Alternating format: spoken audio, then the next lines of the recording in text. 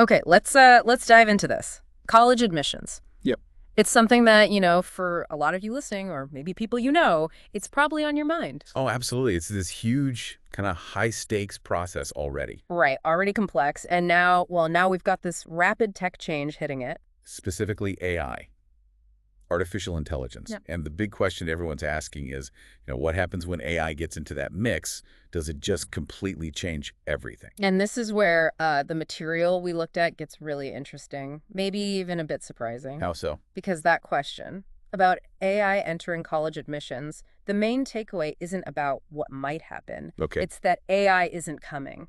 It's already here. They're already using it. That's the kicker, isn't it? We saw this specific data point from a 2023 survey.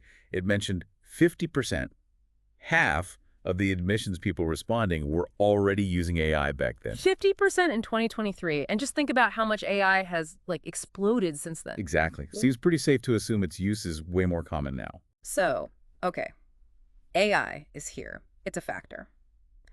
Our mission then for this deep dive is to figure out what our sources tell us about how colleges are actually using it. Right.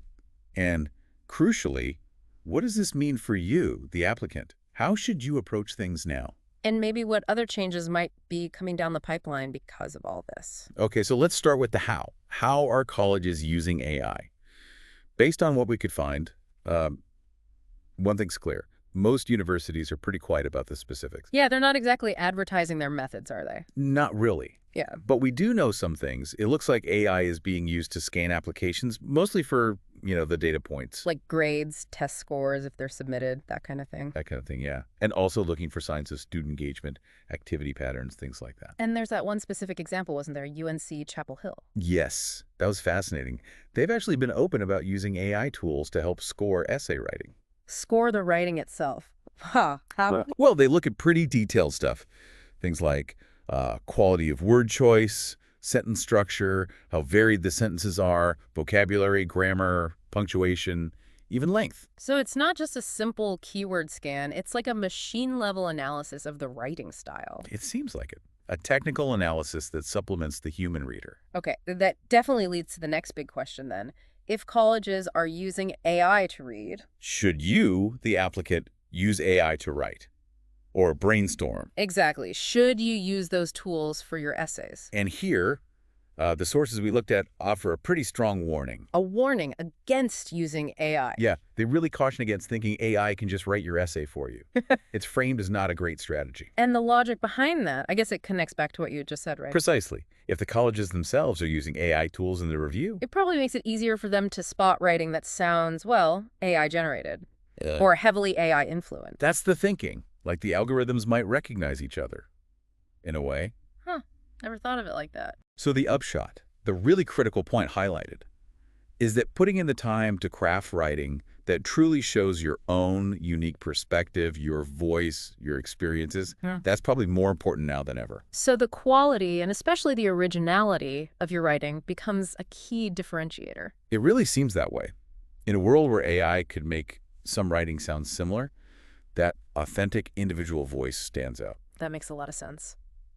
Okay, what else? Any other big shifts anticipated? Well, there's talk about how AI might affect holistic review. Holistic review, where they try to look at the whole picture, not just grades and scores. Exactly. And these sources suggest AI might actually make that more accessible for colleges to do thoroughly, More accessible. How? by helping process information, perhaps. But the interesting part is the implication for applicants. It might make holistic review more important. More important, meaning they're more likely to actually look at everything together. That seems to be the idea. That this combination of human review and AI analysis might make it easier for them to read your application in its totality. They're looking for alignment Alignment. Between what? between what you say your interests are and what your record shows. It was a good example. Oh, yeah. Like, just writing a brilliant essay about how passionate you are about business probably isn't enough anymore. Okay. They'll likely look to see if your courses, your activities, your involvement, your contributions, do they actually back that up? Do they reflect the skills and curiosities you claim to have? It all needs to connect. Got it. So demonstrate, don't just declare, and make sure it's consistent across the board. That seems to be the takeaway. Show, don't just tell, and make it cohesive. Okay, so beyond this push for alignment, What other changes have been talked about more recently, say, since that 2023 data? Well, there's definitely anticipation that colleges might start rolling out more, let's say, innovative requirements, Innovative how? Like what? mostly around writing, but Yeah. also maybe video. Video. Okay, tell me about the writing first. Innovative writing requirements. Yeah, things like more time-bound supplemental essays. Time bound, you mean like, Like you get the prompt, and you only have maybe 24 hours or even less to write and submit it. whoa.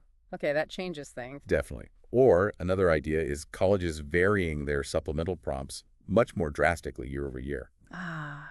To make it harder to reuse old essays or rely on AI that's trained on past prompts? Exactly.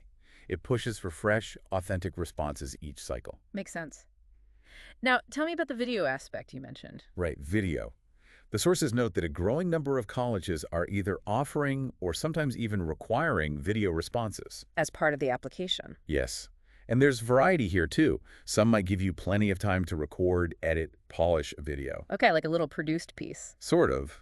But others are apparently exploring more time-bound video formats. Like the timed essays. Kind of. You get a prompt, maybe delivered in real time, and you have a limited window to record your response. Much more off the cuff. Less polished, more spontaneous. Potentially, yeah.